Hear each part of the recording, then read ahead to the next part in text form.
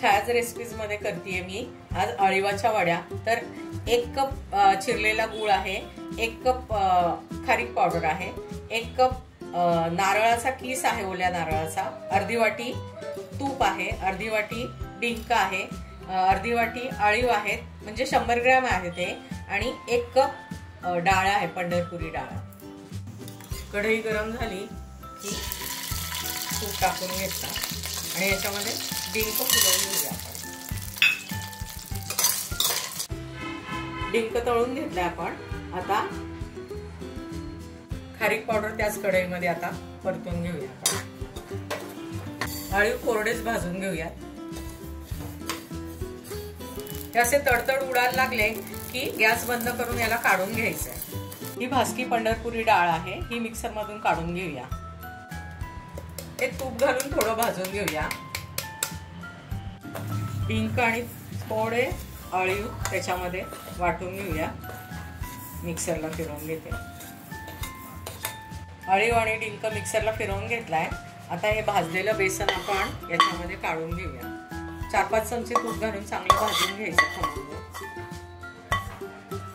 2 चमचे तूप घातले एक्स्ट्रा, अर्धी वाटी तूप संपलं।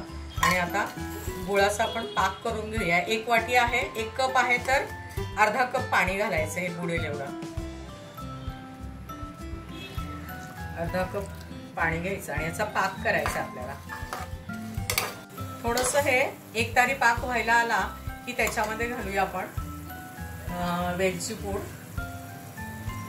आणि हे जे खोबरं आहे हे पटकन भाजलं जाईल।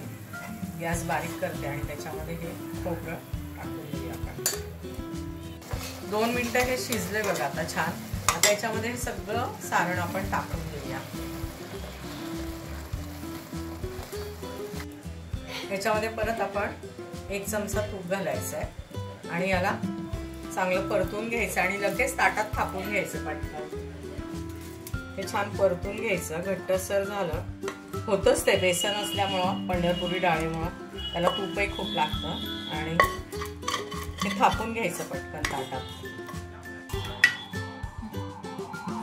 असं चांगलं थापून घ्यायचं वाटीने, आणि जरा कोरडं झालं की लगेच वड्या करून घ्यायच्या, जरा कोमट असतानाच।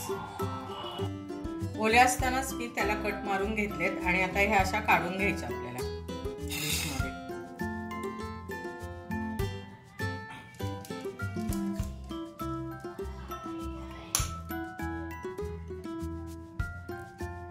अशा अळीवाच्या वड्या नक्की ट्राय करा, खूप छान आणि हेल्दी रेसिपी आहे।